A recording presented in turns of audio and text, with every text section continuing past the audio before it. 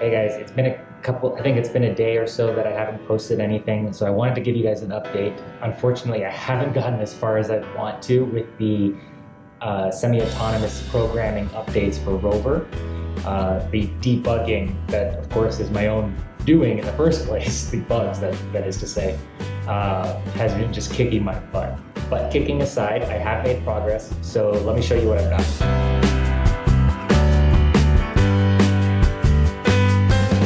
So let me start by demonstrating what we've got so far, and then I'll come back and explain how we got there. So what I'm going to do is going to send over a short drive command over to ROVer, and then I'm going to block its forward sensor, and we're going to see the result. So here we go. And there's ROVer turning on. And I blocked him.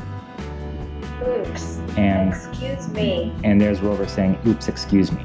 Let me take you to the activity feed here over on ROVer's site, and here's the log of what just happened. So we sent over a drive command.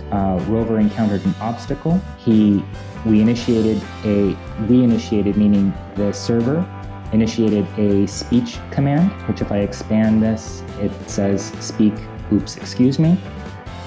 He then did an emergency stop, and then he powered off the roboclaws.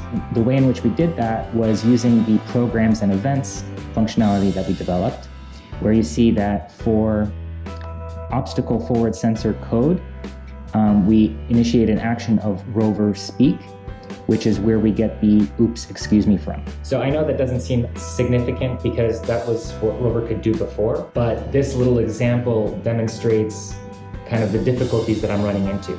The oops, excuse me was previously hard-coded into ROVer's Android tablet. What we're doing now is we're saying, if you encounter an obstacle at your forward sensor, let us know, and then we'll check with the web server if there are any actions to take based on that event. It's a little challenging for me to try to explain why I'm having challenges, but I'll try. So what we saw there was when I blocked ROVer's sensor, three things happened. He stopped, he said, oops, excuse me, and then he powered off. And those things, all except for the speech command, the other two, the stopping and the powering off, are hard programmed into ROVer's Arduino boards. And the stop command kind of needs to stay there because even if ROVer loses contact with the cloud, with the command center in the cloud, we still want him to be able to stop when he needs to. So that needs to be on board. However, the powering off we want to have as optional. And it depends on context. It depends on what mission we might set him upon. And that's where I start to run into challenges. There's a lot of prerequisite steps. Let me give you an example. So here we are back on the command center, and we'll head over to ROVer's status page. So we did some updates, and what you'll find here, this is of course very rough, that we've got ROVer's relay settings being logged with the command center. We can see that in the settings section, we can actually control the individual relays. We can power different parts of ROVer's circuitry on and off. What I want to show you is a very quick example of how this is coming together. So I'm going to send over a command for ROVer to turn on his roboclaw relay. So I'll send this over now. And you might have heard the click of the relay, and we'll turn that off now as well. And there it just clicked off again. So we know that the communication is going back and forth. So that was kind of a simple test. If we turn it on, send that over to ROVer, and what I'll show you is here on the status page, if I do a refresh, we see that the last value is a 1, signifying that ROVer's relay is on. So now if we send over the drive command, ROVer will initiate a drive. We'll head over to ROVer's activity feed, check out what's going on. We can see that he's executing the drive command. His status is driving. He's going to flip off his relays on his own right now. He just did that. So if I do a refresh, we see that the activity feed has been updated with the powering off of the roboclaws. ROVer's status has been changed to standby. And now if we go back to the ROVer status page, we should find that the last relay has been flipped off by ROVer, not by us. So I know that's not a very thrilling demonstration, but I think you get the picture. If we want to have the controls over ROVer powering off, powering on in the cloud, we have to have that communication back and forth between rover and the command center. So that's kind of an example of one of the prerequisites that needs to be programmed in, that communication for the relays, before we can actually get to the fun stuff, which is having dynamic control over when rover is to power off, when he's not to power off, and in what situations we want him to do what. So that gives you a flavor of kind of what I'm up against. Hopefully I'll make more progress. I know I'll make more progress, and I'll let you guys know as soon as I do. In the meantime, there's other projects that I want to get on as well, such as enabling rover's side sensors. So we've got a couple more of these sharp infrared sensors which go on the sides. So rover's got ultrasonic sensors as well as infrared sensors for distance measurement.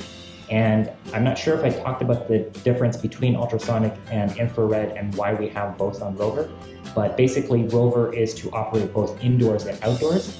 Infrared is more precise, but it only really works indoors because of the interference with the sun outdoors.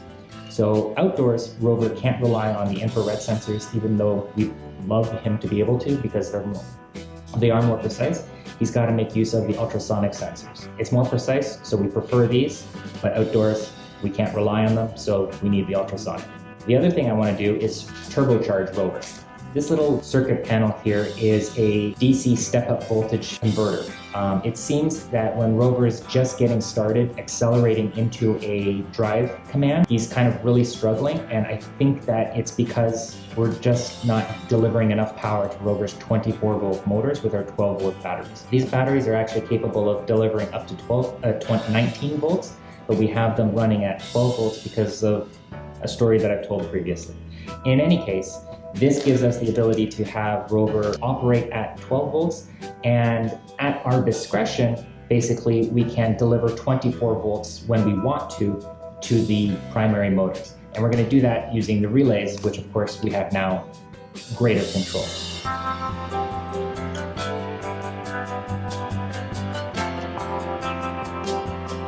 So here we are with rover's Lexan shield now off, and we've got two of these sharp infrared sensors to mount, as well as what I'm going to call the turbocharger.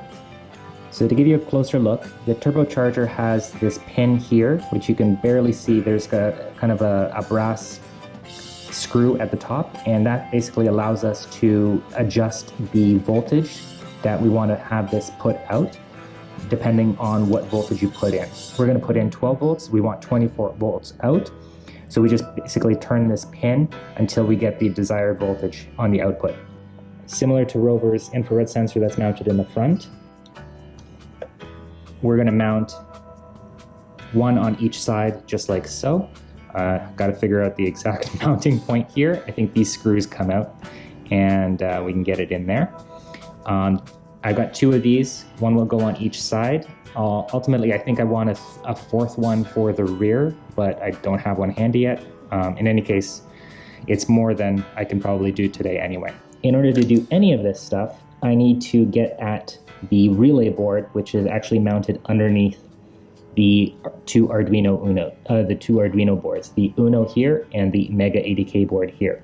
So these boards need to come out so that I can get access to the relay board underneath. So I'm really excited about getting the turbocharger in place because I like the concept. I have no idea if it's going to work. I don't know if one board can handle the voltage conversion or not. Hopefully I don't fry anything. If you're interested in finding out what exactly happens, as interested as I am, subscribe to stay tuned. Use the comments down below on YouTube or over on rover's site. We'd love to hear from you. Comments, questions, suggestions. Give us a thumbs up, and we'll see you guys next time. Cheers.